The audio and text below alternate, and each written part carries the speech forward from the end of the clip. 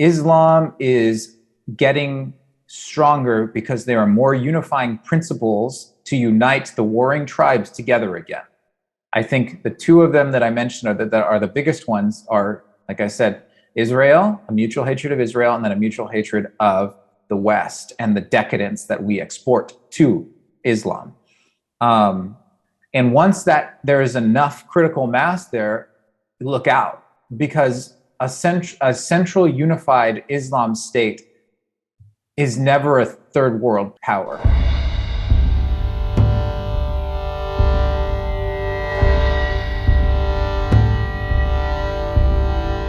Welcome back, everyone, to the Pinedo Brothers Podcast. I'm JP, and I'm Peter. The Army Man has returned. Welcome back, Pete. Thank you. Very good to be back into the great state of Texas, where things make sense. It's a haven for reason and logic in an increasingly crazy world, isn't it? Mm-hmm. Pretty crazy. But hey, this is nothing that new. I think what we'll be talking today, especially, is how the world, man's history is not straightforward progression. Man's history is often very circular. There's very few things in that we've at least recorded that we can say, okay, well, this was a straightforward progression and we've made progress, forever. And when it comes to how we treat our fellow man, how we actually progress is from being barbaric to being less barbaric. We kind of take steps forward and we take steps backward. And right now, I would argue that we're taking steps backward. But today we're talking about heresies, and we can kind of look at some heresies that have come in the past and then focus on what the heresy is that we're in right now, because I think you and I both contend that we're in a heresy right now, that we're that it's hard to quantify it, it's hard to qualify it, because we're in the thick of it. But if we look back hundreds of years, we'll see how other heresies have popped up and how we've, as a culture, have dealt with them. And now, of course, the Pinedo Brothers are Catholic filmmaking brothers working to revitalize the world of Catholic art. So we're going to come at it through a Catholic perspective. Listeners know that already. So a lot of when we say heresy means heresy as the Catholic Church would define it, as a idea that's gone wrong, that's taken bits of Catholic teaching and then twisted it. Would you say that's an accurate definition?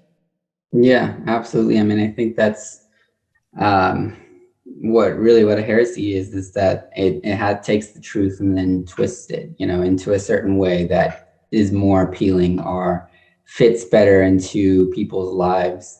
And I think that's kind of how the devil works, that you'll take something that's true and good and then twist it so that it becomes unrecognizable from the truth. Yep. Makes sense. Okay.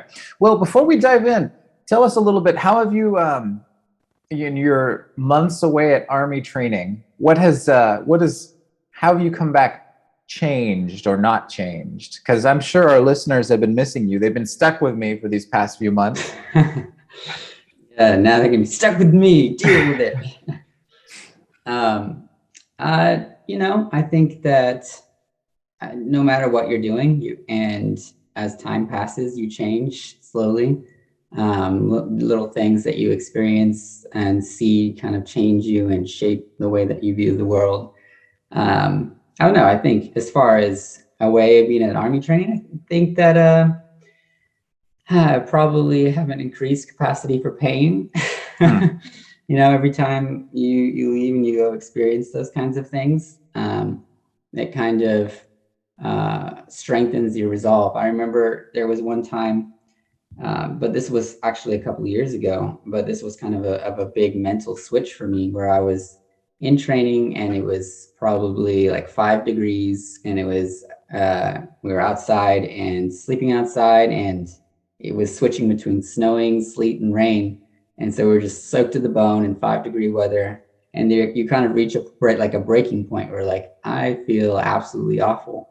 And then you discover, like, well, I can, like, throw a temper tantrum and quit, or I can just go through, like, persist in this. And it's kind of like an interesting mental switch there where you realize, oh yeah, I mean, I actually do have like the physical capacity to do this, and I can not quit. Like, I can keep on pushing through. And it's interesting because for me, it was like feeling like a pain on my back, from the big pack. And I'm like, I'm just going to ignore this pain now because there's no use in like just focusing on it. So it's an interesting kind of just mental switch of deciding, I'm going to move forward. I can do this.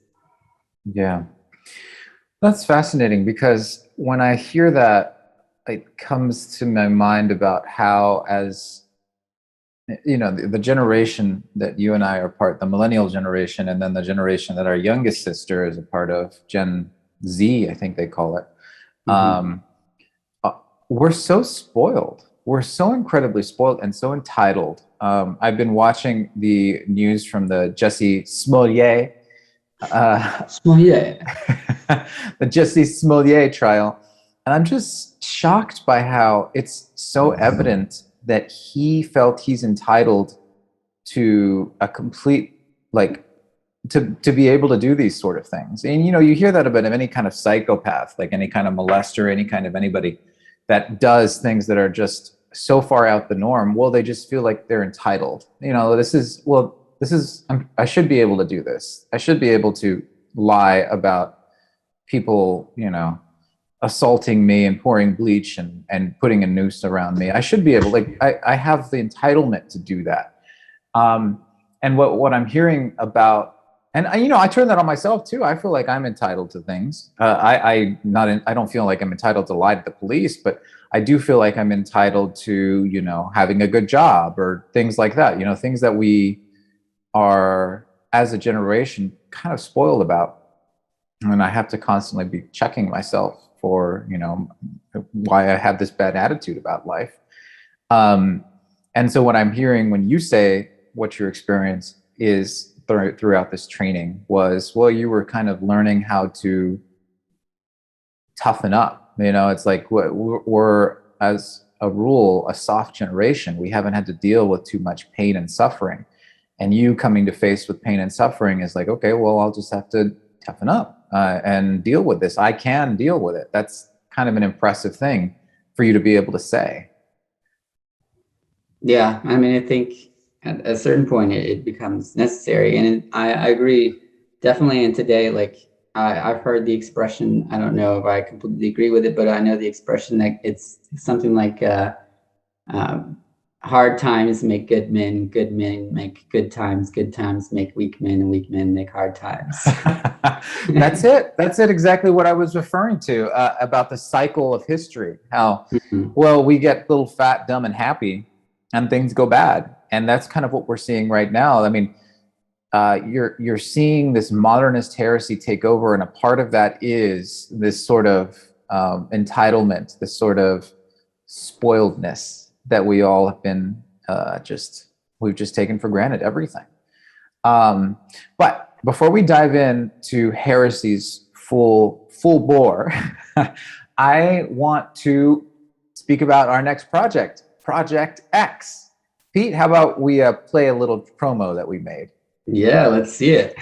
Remember going to a movie theater? Has it been a while? Don't worry, we haven't missed all that much. We've developed a way that we can all return to watching movies together, and it's on the blockchain. That's impossible! We're the Pinedo Brothers. We're filmmaking brothers. Unlike Hollywood propaganda, we tell stories where men are men. And women are women. How dare you! And our next production, Project X, is available now. Project X is a miniseries in a world a bit familiar, but also shrouded in mystery. We've taken each frame from this series and scrambled it into a piece of digital art. And some with hidden messages about the story world. And minted each piece into an NFT on the Ethereum blockchain. Every NFT holder will be able to upload an NFT on our site in order to participate in Screening Day. And also be able to interact with fellow NFT holders before, during, and after each Screening Day. Only by coming together and uploading each NFT will viewers be able to unlock the secrets of the Project X world. Click the link in the description below to get your NFT now. Crypto has changed everything. It's time for it to change movie watching. I'm gonna put some dirt in your eye. I'll put the link straight for OpenSea in the description.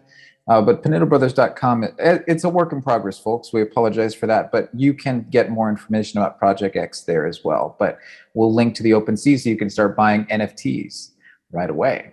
Okay, on to heresies. So the first one that I wanted to talk about is one that people generally don't think of as a heresy, and it's the heresy of Islam. And I know that there are many a Muslim out there that would vehemently disagree with this classification, obviously. But that's kind of what heretics do. They don't agree with that classification, so that doesn't really have much of a standing. But Peter, give us a little bit of background. You're the historian in this of the Pinedo Brothers. So tell me more about when Islam came from, when it came, where it came, and kind of some specifics. Well, I'm very curious to hear like your train of thought on this and calling it a heresy, because I've never really considered it that myself and also never really heard it being referred to in that way. But yeah, Islam started around in the 630s AD, of course, and it was started, of course, by Muhammad, and he was a trader living in Arabia, in that kind of region there, and he made a lot of trips as a trader, as a merchant, to the Levant, to Israel, and he was exposed there to Judaism and to Christianity. And during that time there, I think that he really he soaked it all in, because at that time, like, there wasn't really much of a religion so much in Arabia that was kind of like the one religion for all of them in that area. It was kind of more regional. So anyway, at a certain point in his life, he started to proclaim that he had seen visions, that an angel had appeared to him and was giving him revelations. And from there, he started preaching and started gathering a few followers. But that really got on the bad side of a lot of tribal leaders there in Arabia. And so eventually he was actually exiled, and he went to the city of Medina, where he really started to establish a following. And there he started to gain a lot of power. And at a certain point, it's interesting because he was, preaching kind of peace for a while. But then when he got to Medina, he started to gather some, forces and some fighting forces, and he gathered men, and they marched back to Mecca, where they took Mecca by force and had a lot of bloodshed there. And so it's kind of interesting. You can see a little bit of a transition, or like a little bit of evolution of his teachings. At first it's like more peaceful, but then when it becomes necessary to take Mecca, then you start seeing a little bit more inclusion of, militaristic. Yeah, and inside of the teaching that he was giving. And so, of course, eventually he died, but his followers took on that militaristic nature of his teaching and started to spread very rapidly across throughout Arabia, and then eventually into the Levant, into Syria, and then Egypt, and they just kept on spreading it. And that's, I think, an interesting topic for another time, of how they were able to spread so quickly. And so the whirlwind in the desert. But eventually, they very quickly spread all the way to southern France and to Eastern Europe, very, very rapidly. Just kind of, and everywhere they went, they brought, their religion, Islam. Yeah. And a lot of the time, I think, well, most of the time, it was very kind of a forced conversion, but oftentimes people had faced the choice of either, joining Islam or becoming what's called a dhimmi, which is a second-class citizen. And so actually, I mean, a lot of historians would look at that and say, like, that's actually pretty tolerant for the time to actually give a second option. Granted, it is a second-class citizen. You don't get that whole, you're not considered really a full person within the state of a sort, but some would say that it's actually pretty tolerant for the time. Yeah, outside of the Kingdom of Jerusalem, you really don't see that level of tolerance of that time and in that region. The Kingdom of Jerusalem was a little bit different, which we should talk about at another time. Yeah, that would be really good. So, getting back to what you were saying about the how you were surprised that you called this a heresy, that I called this a heresy. Let's get back to the definition of what we said a heresy is. And correct me if I'm wrong, but I think we agreed that our definition is something that takes a facet of church teaching, Catholic church teaching, and mixes in or maybe it doesn't just take a facet, maybe it takes the whole bit of church teaching, but it takes either a piece or part of the whole and mixes in some point which is not of God, which is not of the approved church teaching. It's their own point, that they bring in, and that would classify them as a heretic, at least in our kind of broad strokes definition. Was that accurate to what we had said at the beginning? I'd say so. Yeah. So I think if we use that definition, and obviously this is very Catholic centric, we're talking completely from a Catholic perspective, then I don't see how you can do anything but classify Islam as a heresy. I mean, you brought up very correctly that Muhammad was exposed to Catholic church teaching as well as Judaism, and he mixed both of those into his religion. And I think you also hinted at this, but there were some errors along with his teaching as well, like the propensity to violence. Now, you could argue that so did Judaism and Christianity have errors in their teaching with propensity to violence. However, if you look at the New Testament, Christ's teaching is very clear to not be violent. Like it's I would say impossible to give any other type of definition. Now, Christians obviously overlook Christ's teaching many times and are violent and are wrong for doing that. But there is not that command for blessed are the peacemakers to turn the other cheek within Islam. And so that's just one of the many problems that are part of it that make up this heresy. But if we're using that definition that we set out at the beginning, then it is a heresy, wouldn't you say? Yeah, I mean, I guess my question then, I guess in my mind, I've kind of classified heresies as something that's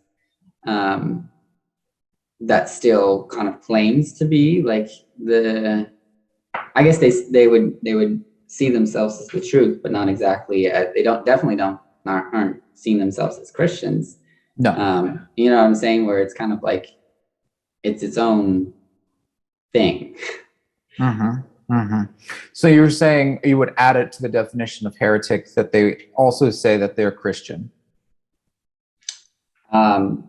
Yeah, I mean, I would think they would claim to be like the true of whatever they're coming from, but well, they do. Yeah, Islam definitely does claim that part.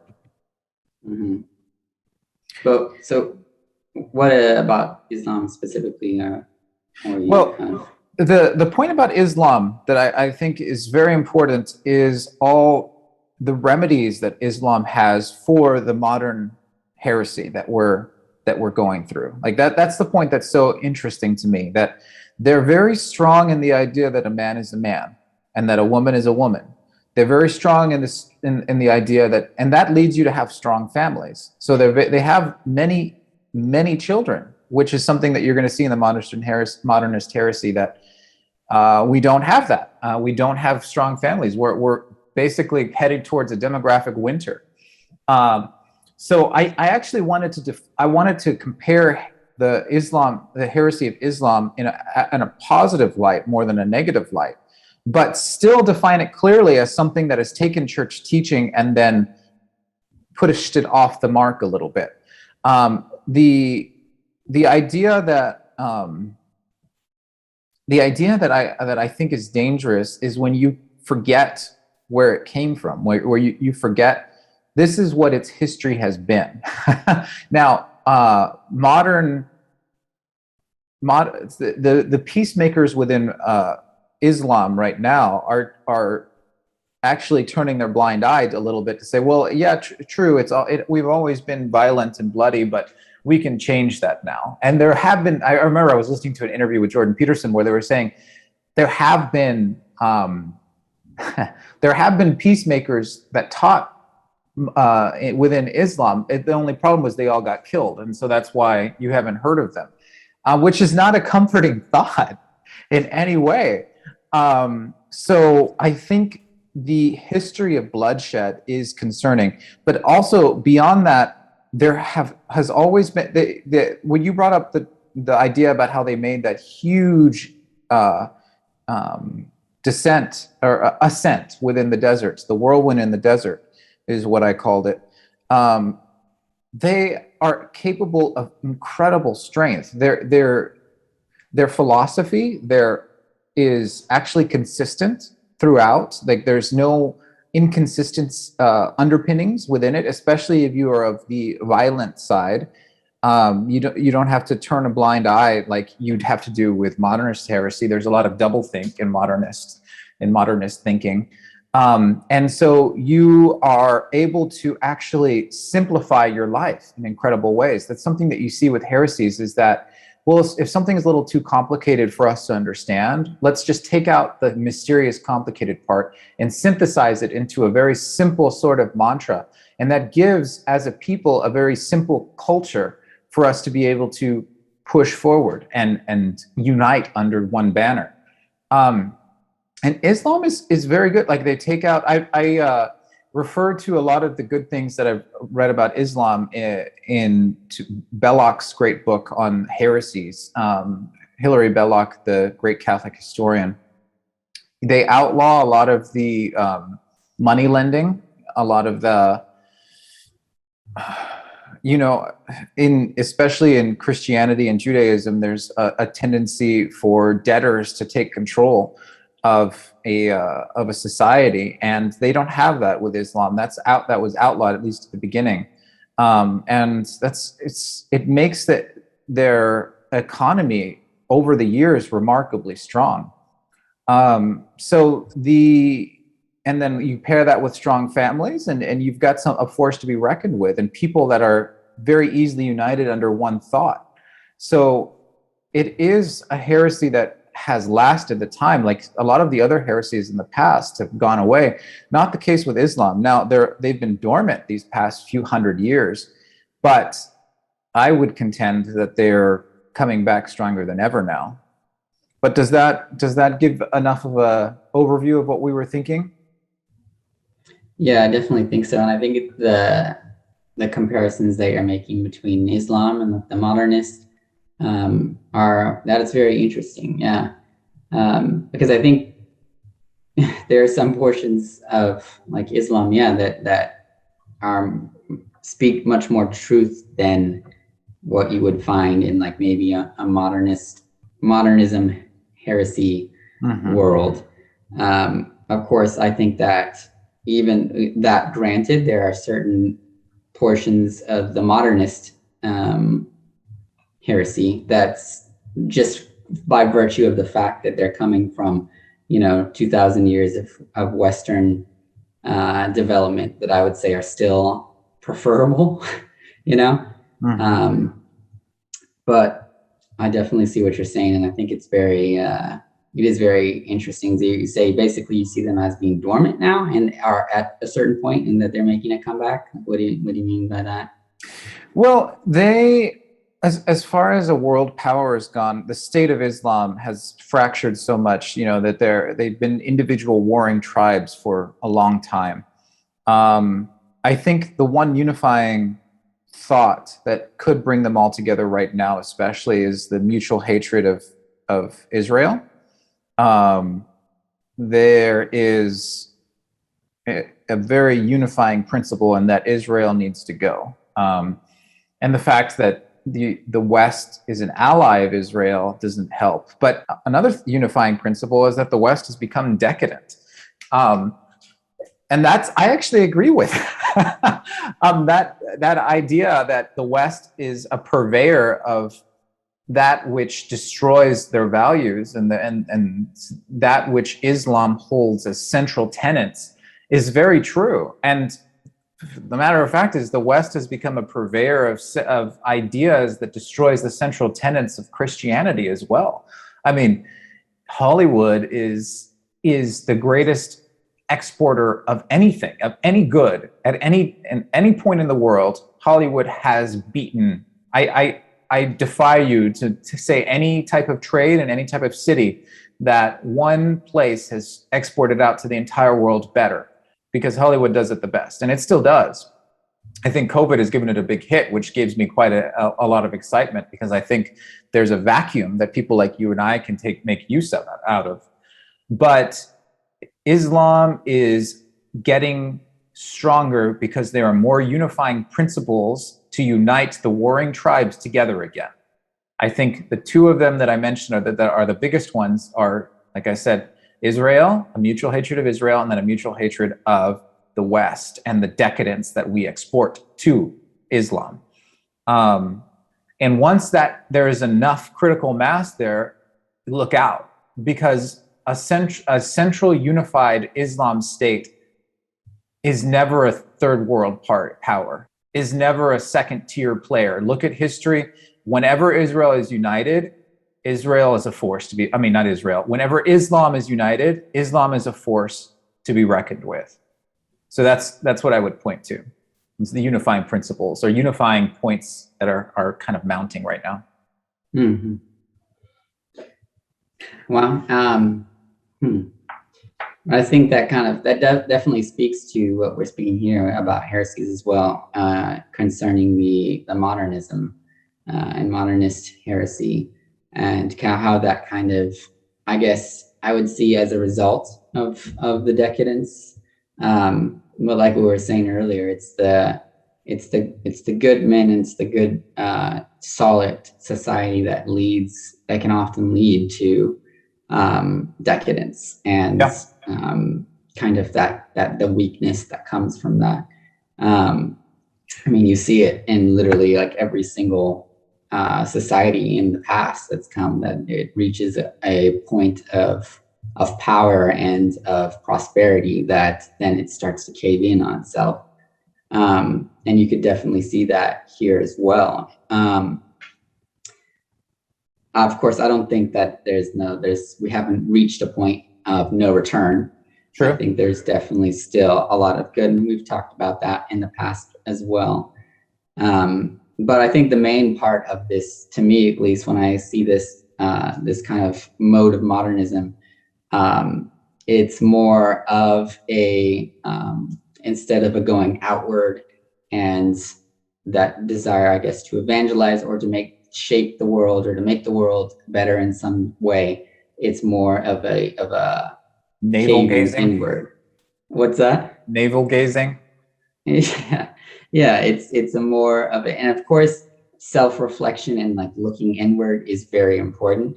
But that's not the way I think that you see modernist people who cling to that kind of ideology are viewing it. They're seeing the world as it's very selfish heresy. It's looking at the world as something that it needs to conform to you instead of you going out and wanting to shape the world.